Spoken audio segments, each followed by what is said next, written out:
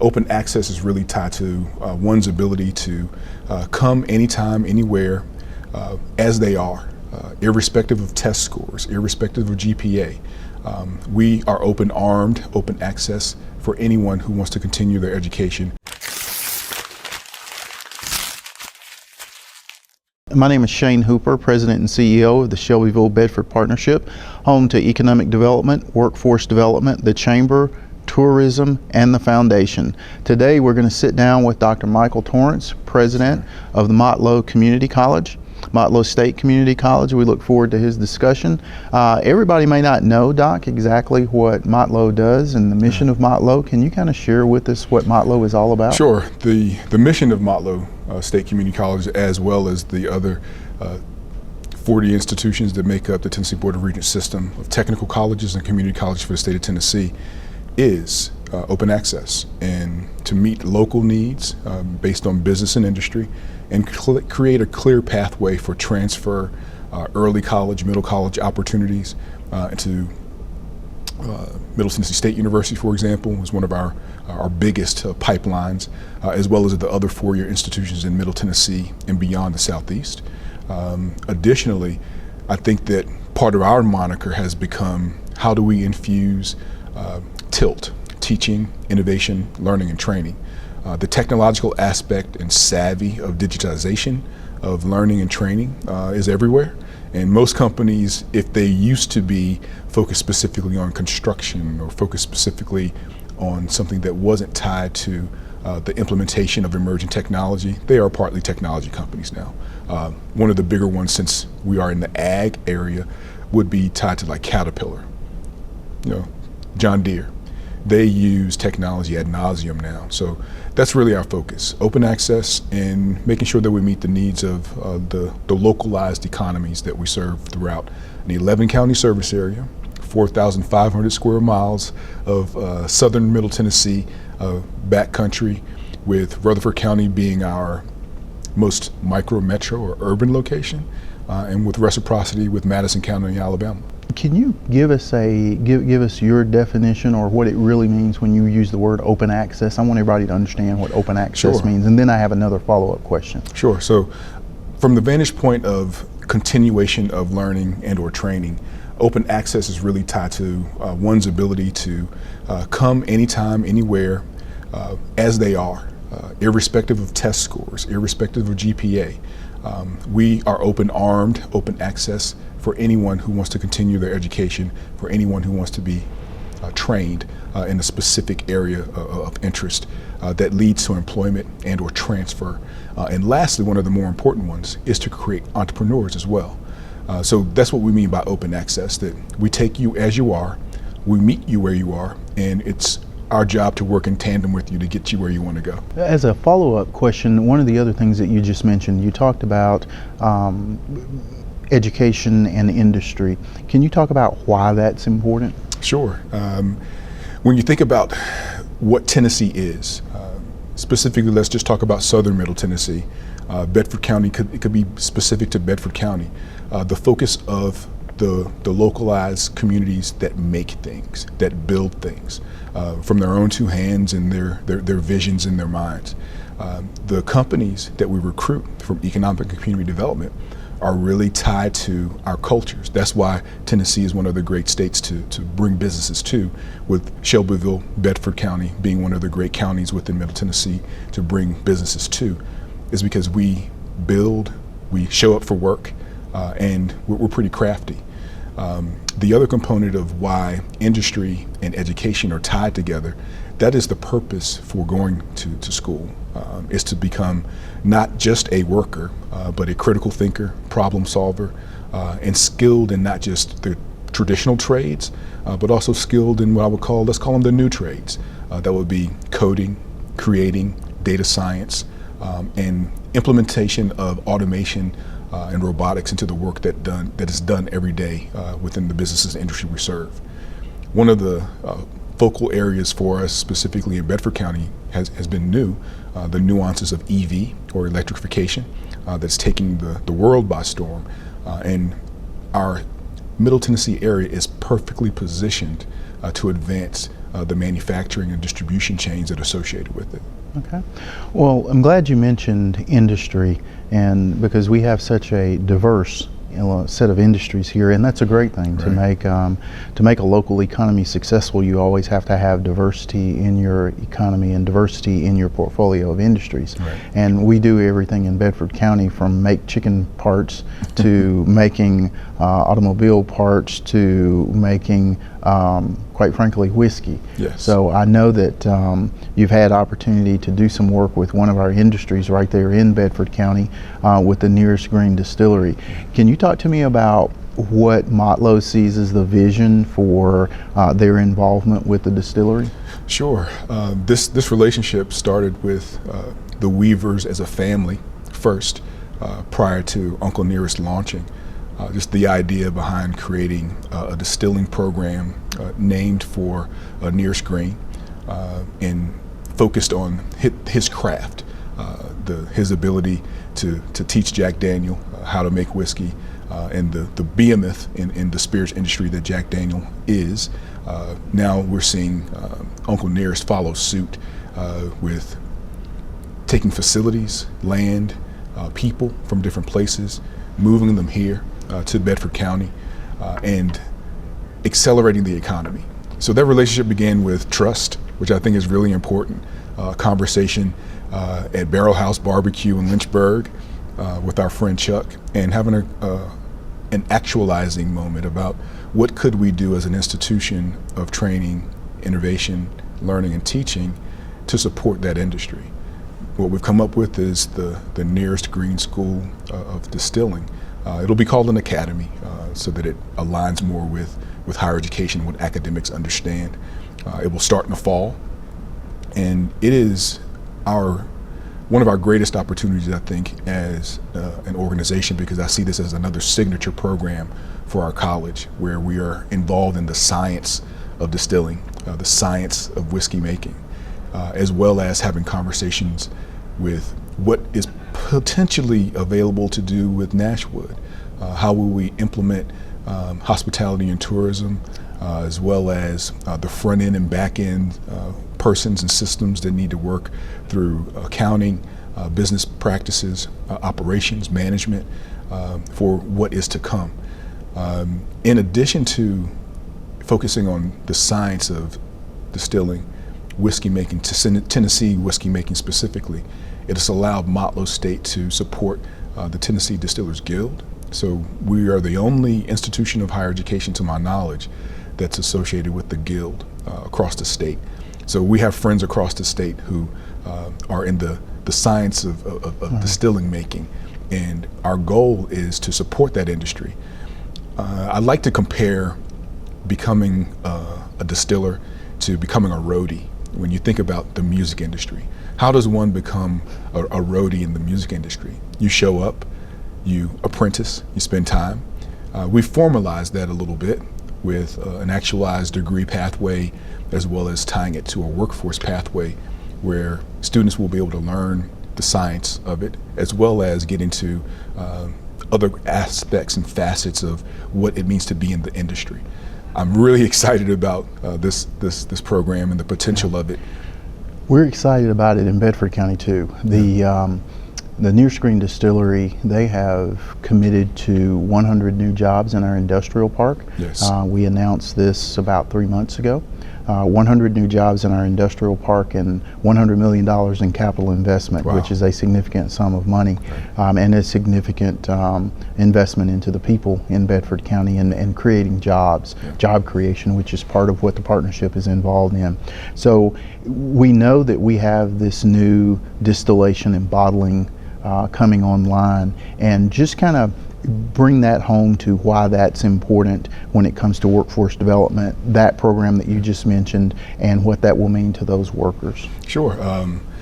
I'll use some A words. So automaticity, this brings in automation, furthers automation within Bedford County as an operable opportunity for people to impact generational poverty.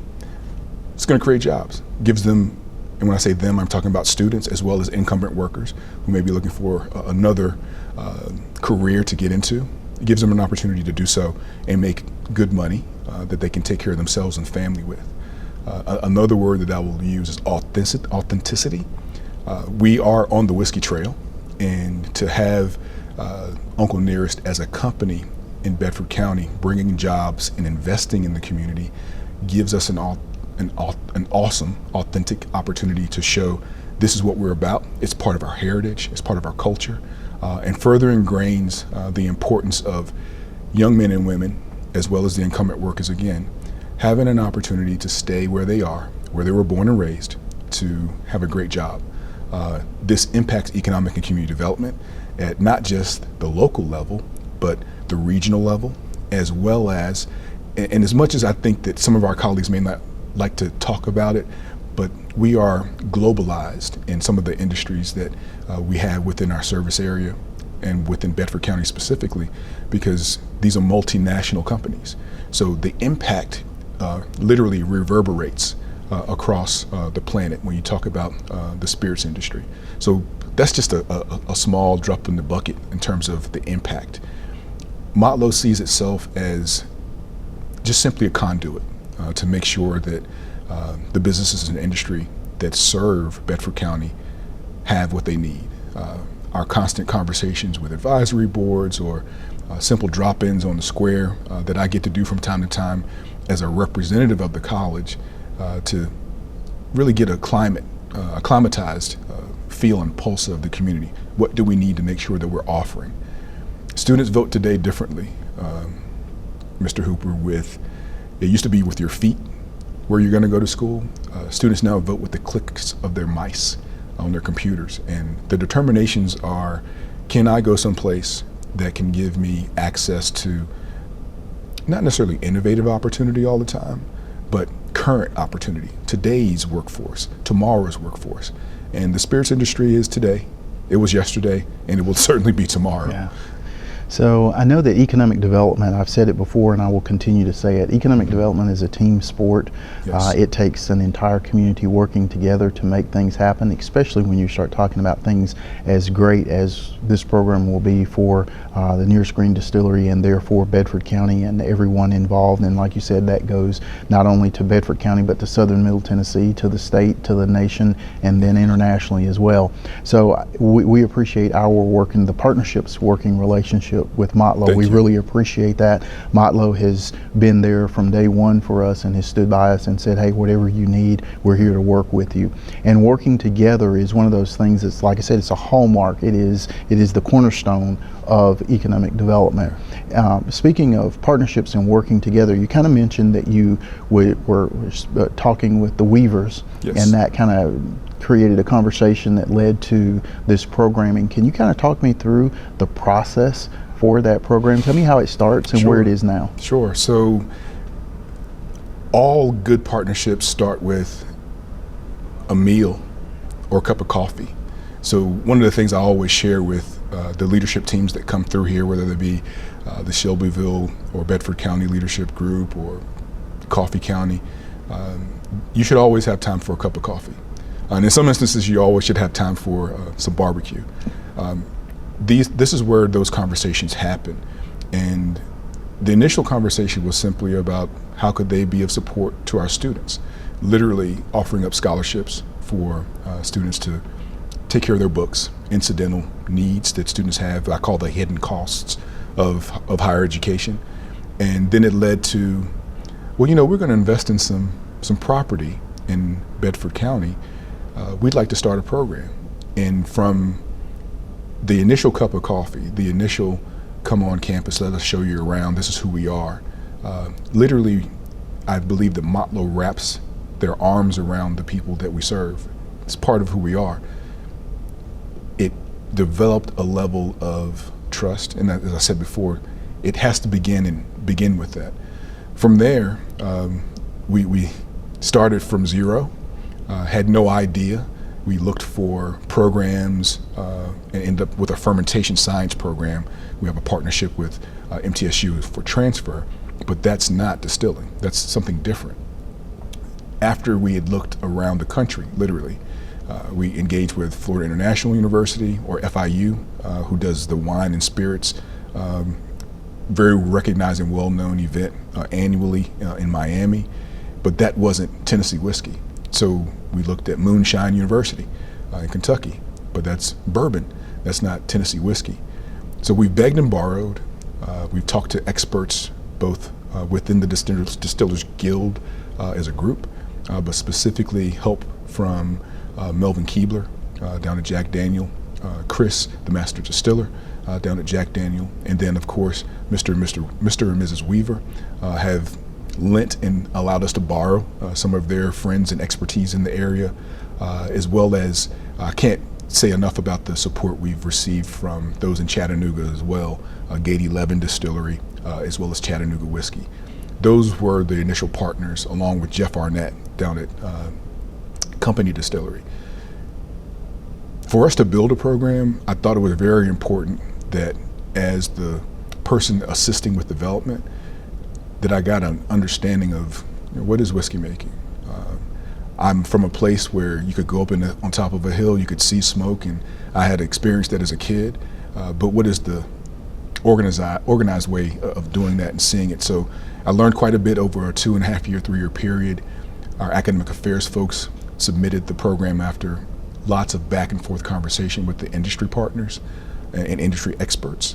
And after 18 months of building it, we actually had it submitted and approved and continue to answer questions, because now we have Representative Pat Marsh, who's going to carry legislation for us to assist with the sip, swirl, spit component of it. Our goal is to also include the sensory components of the distilling process and the science of whiskey and its making. So that's how any partnership begins, but specifically to this one, that's how it's worked, and the best is yet to come. Okay, so that's interesting. There again, you've brought in another partner or another person that's integral to economic development success. You know, the partnership, and then Motlow, and now we've mentioned Representative Pat Marsh and the support that he gives to both of us. Yes. As we move the economic development game forward in Shelbyville-Bedford and southern Middle Tennessee.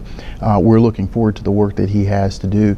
Can you share a little bit more about the specifics on the legislation that he is going to he's going to move forward in this session? Because I know you Sure. mentioned it, the sip, swirl, spit Sure, piece sure. of it. So, yeah. So the idea behind allowing anyone to begin the process of this as a degree-seeking program or a certificate-seeking program or through workforce, obviously you have to be 21 to imbibe alcohol in the state of Tennessee.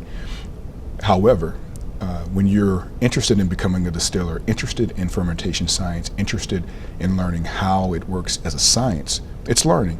So the four-year institutions already have on the Tennessee Code annotated, really on the books, that they're able to offer up opportunities for people to taste alcohol, or in some instances consume at various sporting events or private events.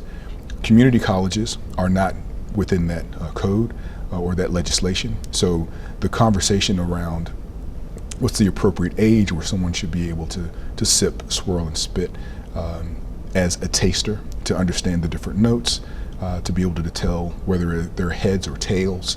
And for those who are listening, if you have made moonshine or spirits on your own, you'll understand the heads and tails. We're not going to explain that here, but to understand the processes of it.